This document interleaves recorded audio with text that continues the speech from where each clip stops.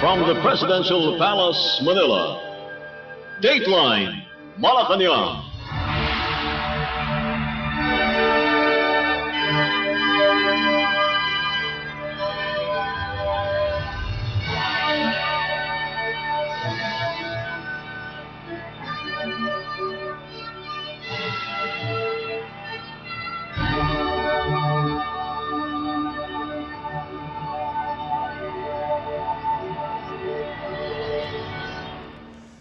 Good day. This is Dateline Malacañang. Philippine President Ferdinand R. Marcos Jr. on Tuesday led the inauguration of the Halaur River Multipurpose Project Stage 2 or JRMP2 in the municipality of Calinog in the province of Iloilo. Spearheaded by the National Irrigation Administration or NIA, the JRMP2 is the first large-scale water reservoir considered as one of the government's flagship projects in Western Visayas. It modernizes the existing National Irrigation Systems or NIS in Iloilo and is seen to contribute immensely to the country's food production and promote the welfare of Filipino farmers. The 19.7 billion peso project is composed of three major components, namely the irrigation development, environmental and watershed management, and institutional development. It also includes a 109-meter-high dam, a 38.5-meter after-bay dam, and an 80.74-kilometer-high line canal capable of providing several benefits like irrigation, bulk water supply, hydroelectric power, inland fishery, and ecotourism, among others. Once operational, the JRMP2 is seen to expand NIA's irrigation service area by 9,500 hectares of rain-fed agricultural land on top of the existing 22,340 hectares being serviced by the agency. With this project, around 25,000 farmers from across 23 towns and 2 cities in Iloilo will benefit, while a boost in rice production is anticipated to soar at an estimated 338,874 metric tons per year. The JRMP was created in 1960 through Republic Act or RA number 2651, and the first stage of the project was completed in 1982. The JRMP2 is expected to be fully operational in mid-2025. Let's listen to the speech of Philippine President Ferdinand R. Marcos Jr. during the event. I welcome you all with great excitement as we inaugurate the dams of the Halaur River Multipurpose Project, JRMP2. It is indeed another exciting day for us, since this will be by far the largest water reservoir project of the National Irrigation Administration outside of Luzon. Costing almost 20 billion pesos, the JRMP2 has three key components: the irrigation development, the environmental and watershed management, and institutional development. With the inauguration today and the further completion of the construction of 3 dams and line canals spanning more than 80 kilometers, we anticipate that more than 30,000 hectares of service area and around 25,000 farmers will benefit from this uninterrupted supply of irrigation water. This should boost further the development in the agricultural sector as well as the local economy of the entire region. In fact, it is estimated to help increase annual rice production in Region 6 by 160,000 metric tons, which is almost 20% of the region's annual rice requirement. On top of its use for irrigation, a portion of the water from the high dam's reservoir, or around 86 million liters per day, will be utilized to supply the commercial and industrial bulk water requirements of Iloilo City and its neighboring municipalities. We also look forward to the 6.6 megawatts of hydroelectric power that it will generate to supplement the power supply on Panay Island. Additionally, it is also proposed to develop inland fishery, floating solar energy systems, and eco-cultural tourism in the near future. With all these, the JRMP2 truly deserves its label Katuwang sa Kauswagan, or Partner in Progress. Let this project serve as a benchmark and an inspiration for all endeavors of this scale and of this magnitude. It's only the beginning of what we have in store for the development of our water resources. In the past, we only built irrigation dams for the single purpose of watering our agricultural production areas. Then, we made flood control projects to stop flooding and invested billions more for bulk water. In Bagong Pilipinas, we are strategically harnessing our finite resources, especially water. We are also wisely investing our limited funds in projects that will bring optimal development for the most number of beneficiaries in the most efficient manner. Our water development projects would not just bring irrigation or potable water to our people, but will also help address flooding, produce food, generate electricity, and develop tourism activities. The JRMP2 will definitely bring many benefits to the people of Iloilo in the coming years. For this, my utmost gratitude goes to the government of South Korea, which has generously partnered with us in this and many other very grand projects that we are undertaking in the Philippines. Yes, absolutely. Indeed, this venture is not only a symbol of our strong friendship and our long-standing ties, but also our reminder of a shared desire for growth and for development. I also recognize the men and women of NIA, and especially to the skilled brains and hands that labored relentlessly to turn our plans into reality. The Senate President reminded me that he has been working at this for 13 years. And I think it is entirely too long that the phase 1 that was completed in my father's time, that the phase 2 should be completed in my time. We should not have waited that long. So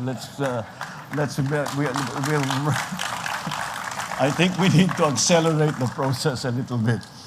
While the work to build this project is almost done, our service to the people never ends. I urge everyone who will be tasked with the operations and further developments of this project to maintain our sense of purpose, our integrity, and dedication with you always. From the groundbreaking to the completion and down to the daily management, we must always uphold excellence and wisdom with compassion. And so, let us continue with a steadfast commitment to the well-being of our stakeholders and even the state of our future in mind. Hindi ko rin maaaring kalimutan ang mga magsasaka na araw-araw ay nagsisikap upang magbigay ng pagkain sa buong sambayanan. Hindi kami titigil sa pagpapatupad ng mga proyekto at programa na tutugon sa inyong mga pangangailangan at mapagaan sa inyong buhay. Mananatiling kasanggan ninyo ako at ang buong administrasyong ito sa pagtupad ng inyong mga pangarap. Ladies and gentlemen, as we do the honors of opening the gates, of unveiling the marker of the Halaur High Dam, let us remember that with persistence, with unity and hard work, we can do the difficult. The impossible might take just a little longer. Should these few simple but meaningful words guide our actions every day, we will soon achieve what we once dreamed of. That of a bagong Pilipinas that overflows with bounty, with opportunity and prosperity for all our people. Because our people deserve no less. Thank you, and my heartfelt congratulations to everyone for this great project that will be of great assistance to many, many people. You just heard Philippine President Ferdinand R. Marcos Jr. Dateline Malacañang.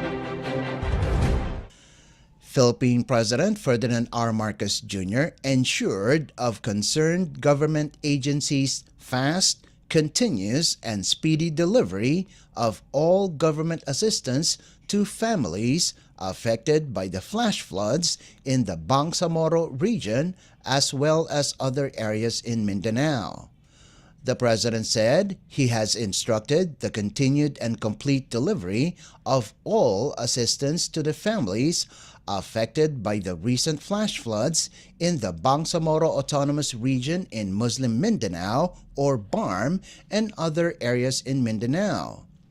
This is the statement of the Chief Executive following the rains currently being experienced in various parts of the country. Based on latest data, deaths due to the flash floods in Mindanao have reached 6. According to President Marcos Jr., the government is continuing its assessment of infrastructure and agricultural damages caused by the flooding. The national government, the President said, will implement a swift rehabilitation for the affected communities. Based on data, at least 76 houses were partially damaged, while totally damaged stood at 286. These residents received monetary assistance amounting to 5,000 and 10,000 pesos. Dateline Malacañang. In a related story, the Philippines National Disaster Risk Reduction and Management Council, or NDRRMC, reported that 6 individuals were confirmed to have died following the floods and landslides brought about by the effects of the southwest monsoon in Mindanao. This was confirmed by NDRRMC spokesperson Director Edgar Posadas over Radio Pilipinas after the agency received the comprehensive report from the Office of Civil Defense, Bangsamoro Autonomous Region in Muslim Mindanao, or OCD BARM. According to Posadas, besides the lone casualty in northern Mindanao, 4 deaths were recorded in Maguindanao del Norte Province, while 2 came from Lanao del Sur Province. Meanwhile, NDRRMC is still verifying 2 other reported deaths if these were related to the flooding. Posadas added they registered 23 injuries due to the rains but is still under validation, while 4 others are still missing. Dateline Malacañang. In light of the upcoming 3rd State of the Nation Address, or Sona, of Philippine President Ferdinand R. Marcos Jr. on Monday, July 22nd, Presidential Sister and Senator Imee Marcos hopes that the President will tackle the government's initiatives on addressing the increasing prices of basic and prime commodities in the country. According to Senator Imee, besides the lowering of tariff rates on various imported products, she wants to know if the government has other plans related to the issue on inflation. Besides this, the lawmaker hopes the chief executive will also mention the situation in the West Philippine Sea, or WPS. The senator insisted that the Philippines is fighting for peace and the country should not be caught up with tensions from 2 superpower countries. Dateline Malacañang. Another senator have expressed hope that Philippine President Ferdinand R. Marcos Jr. should ban Philippine offshore gaming operators, or POGOs, in the country during his 3rd State of the Nation Address, or Sona, on Monday. According to Senate Minority Leader Koko Pimentel, This would be good for the president to address the problem with pogos during his Sona. The minority leader is one of the senators who has called on the total ban of pogos due to various issues and crimes related to its operation in the country. Senator Pimentel said, "Pogos are destroying the labor policy of the Philippines as well as the country's foreign relations, besides promoting the culture of gambling and also contributing to criminality." Pimentel also questioned the so-called economic benefits of pogos as the government is spending more on law enforcement compared to what the country is earning from the industry. Dateline Malacañang.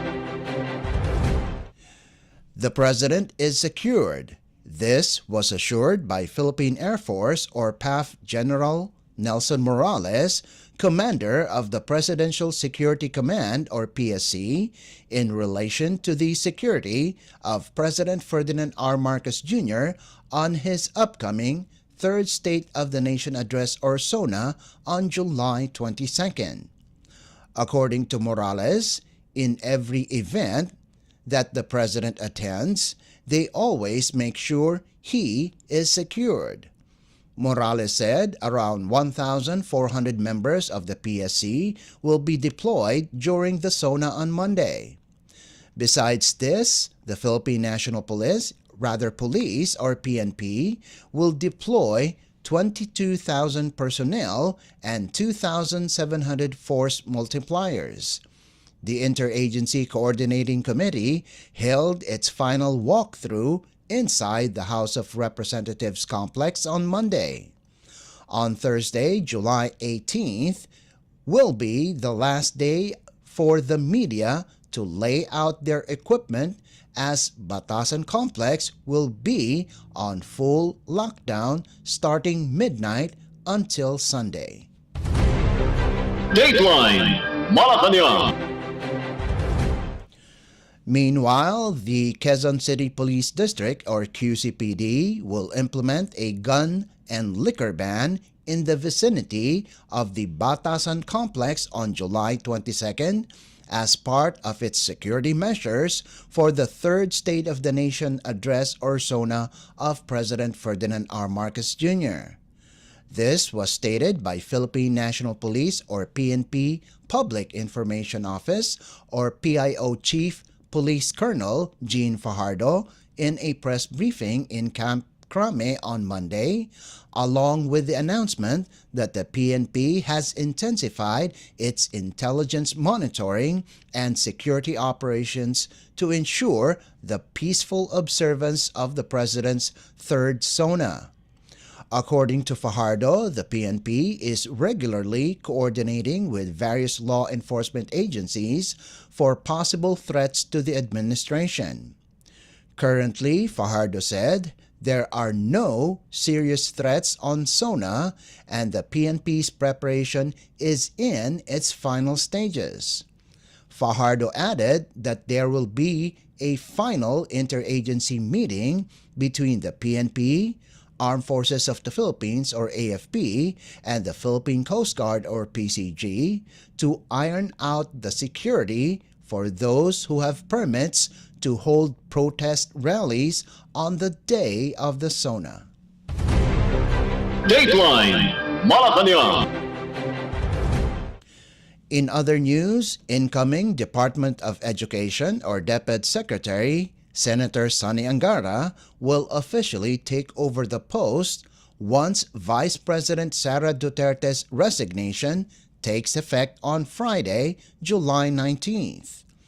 According to Angara, the turnover ceremony is slated on July 18th and he will formally take over the new position the following day.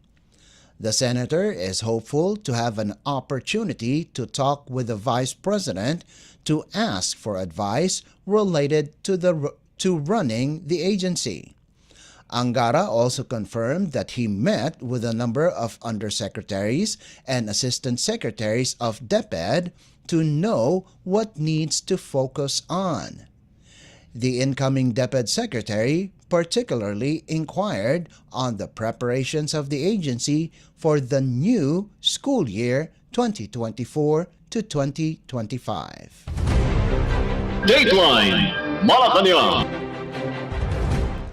And finally, the Philippines Department of Public Works and Highways, or DPWH, is now implementing 74 of the 185 infrastructure flagship projects, or IFPs, of the administration of President Ferdinand R. Marcos Jr. Speaking at the recent Presidential Communications Office, or PCO's Build Better More Infrastructure Forum, to showcase the progress of legacy projects and achievements in IFPs, Undersecretary for Planning and Public-Private Partnership Services, Maria Catalina Cabral, presented the DPWH's infrastructure accomplishments, future plans, and initiatives in reshaping the country's infrastructure landscape toward sustainable development. She said that the DPWH's projects include extensive road networks, bridges, flood control measures, and urban development initiatives geared toward enhancing connectivity, fostering economic growth, and improving the quality of life for Filipinos. Cabral listed 3 DPWH completed infrastructure flagship projects: the Samar Pacific Coastal Road Project, the Flood Risk Improvement and Management Project for Cagayan de Oro River, and the Integrated Disaster Risk Reduction and Climate Change Adaptation Measures in the Low-Lying Areas of Pampanga Bay Project. She said 38 projects are ongoing, while 33 are in pre-construction stages. Under the DPWH's High Standard Highway Network Development Plan, Cabral said, it includes building highways and expressways to connect strategic economic zones, tourism destinations, and production centers nationwide seamlessly. The DPWH, she said, is prioritizing the enhancement of the 3,082-kilometer Maharlika Highway, or N1, the main transportation artery of the country. She said the Metro Manila Logistics Improvement Program involves the construction and improvement of 11 bridges crossing the Pasig River, Marikina River, and Mangahan Floodway, while the DPWH's Flood Control Management Program targets 18 major river basins and other critical areas vulnerable to floods are underway. The 3-day forum was a comprehensive platform to promote the administration's Build Better More infrastructure program, to broaden the understanding of government communicators and media practitioners of the strategic framework and status and timeline of the infrastructure development policies and programs of the present administration. Dateline Malacañang. Before we conclude our program, Radyo Pilipinas World Service of the Presidential Broadcast Service is heard over the following shortwave frequencies: 15.640 MHz, 17.820 MHz, and 12.010 MHz. You can also visit our Facebook page and YouTube channel at Radyo Pilipinas World Service. You will be able to hear and view our Filipino and English programs, including news updates here in the Philippines. Kindly subscribe, like, and share our posts as well. And that concludes this edition of Dateline Malacañang. For Radyo Pilipinas World Service, this is Leo Magpayo. Good day and stay safe. From the Presidential Palace, Manila, Dateline Malacañang.